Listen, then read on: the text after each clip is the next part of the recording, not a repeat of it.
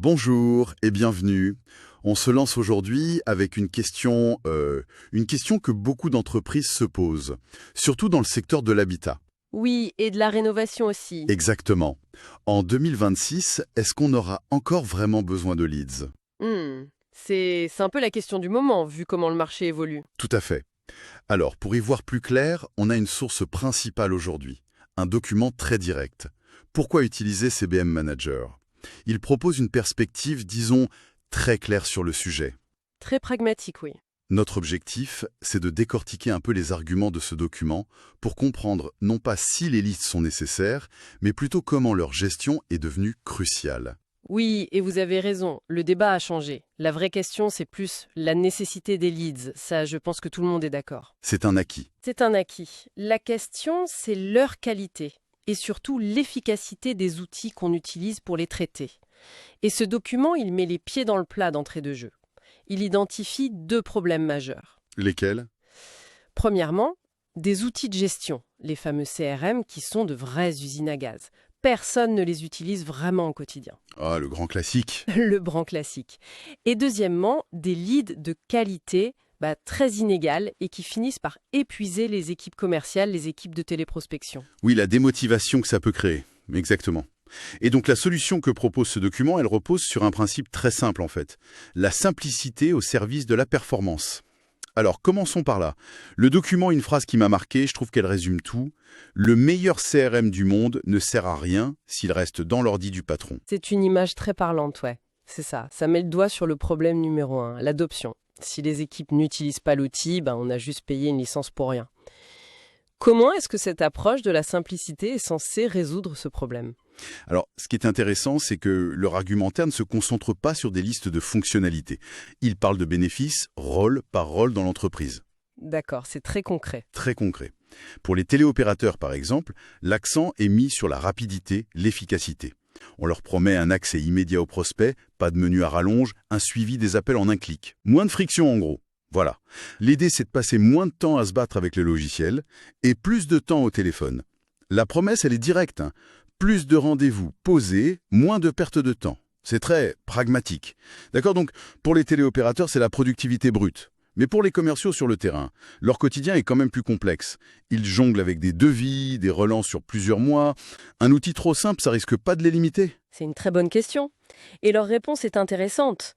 Pour les commerciaux, l'argument, ce n'est plus la vitesse, c'est la fiabilité du suivi. Ah, d'accord. L'analyse insiste beaucoup sur l'importance d'avoir un historique client qui soit propre, lisible, instantané. Vous arrivez chez un prospect, vous ouvrez sa fiche et vous avez tout. Le résumé du premier appel, le contexte. Le besoin exact, les relances à faire, le devis qui a été envoyé. L'idée, c'est vraiment d'éviter le fameux trou dans la raquette. Le prospect chaud qu'on oublie pendant 3 semaines. Exactement. Ils ne prétendent pas gérer des projets hyper complexes, mais dans le cycle de vente de l'habitat, qui est assez standard, ils veulent s'assurer qu'aucune balle ne tombe.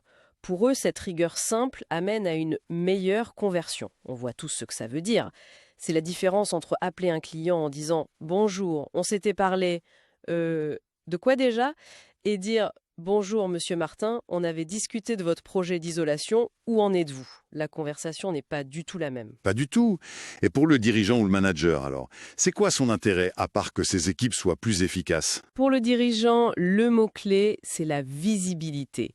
Un outil simple, mais utilisé par tout le monde, ça transforme le chaos des post-it et des tableaux Excel en un pipeline de vente clair, lisible. C'est plus qu'un tableau de bord pour faire joli, donc. Ah non, c'est un outil de pilotage.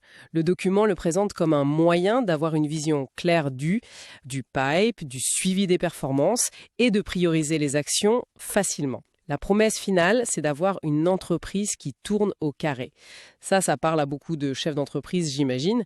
Alors, cette simplicité est séduisante, c'est clair. Mais le document utilise une expression pour décrire les CRM traditionnels, l'usine à gaz. Qu'est-ce que ça veut dire concrètement une interface qui n'est pas une usine à gaz, une interface pensée terrain? Alors la philosophie de conception qu'ils décrivent, elle tourne autour d'un objectif central, zéro complexité inutile. C'est-à-dire? Concrètement, ça le traduit par moins de menus, moins de clics pour faire une action, des intitulés clairs. C'est une logique métier qui est vraiment adaptée au secteur de l'habitat. On parle d'appels, de devis, de planning de pause. L'outil parle la même langue que ses utilisateurs. Et le bénéfice final de tout ça? C'est ce qu'ils appellent une adoption naturelle, même par des personnes qui, je cite, n'aiment pas l'informatique. C'est ça l'idée. D'accord. Donc un outil simple, adopté par tout le monde, c'est la base. Mais cet outil, il faut le nourrir.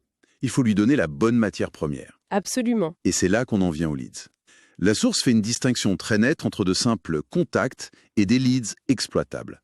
Qu'est-ce qu'ils entendent par là, un lead exploitable? Pour eux, ce n'est pas juste un nom et un numéro de téléphone.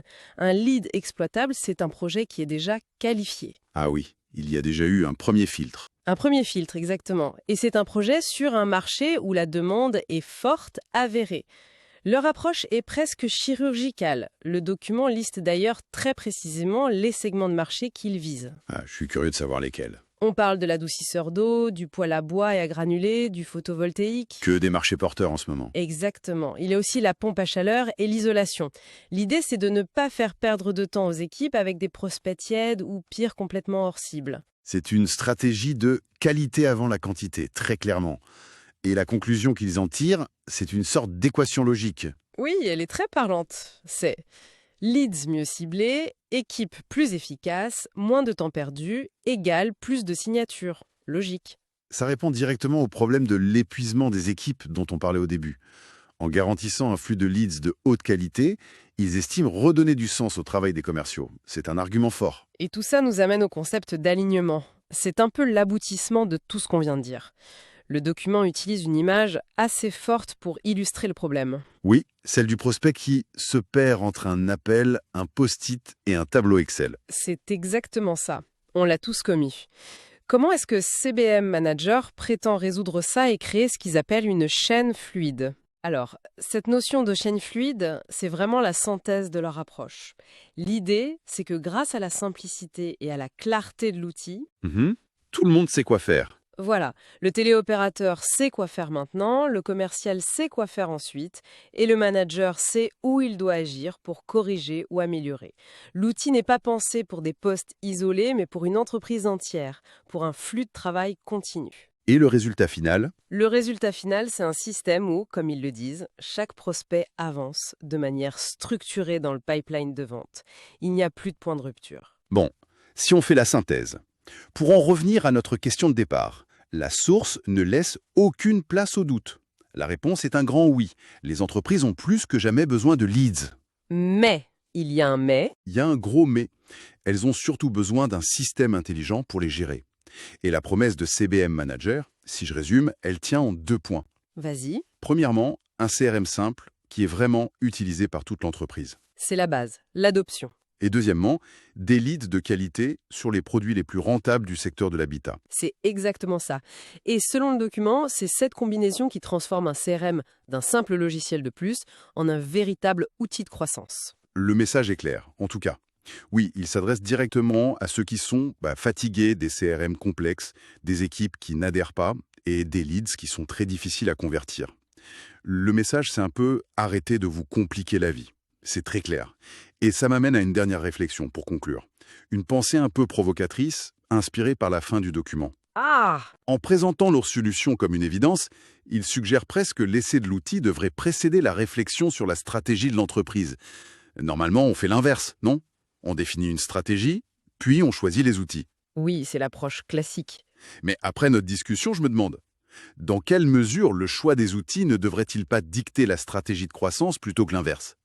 Opter pour la simplicité spécialisée ou pour la complexité intégrée? Ce n'est peut-être pas une décision technique, c'est peut-être le premier acte stratégique d'une entreprise. C'est une question intéressante. L'outil ne serait plus un moyen, mais le point de départ de la stratégie elle-même. Exactement.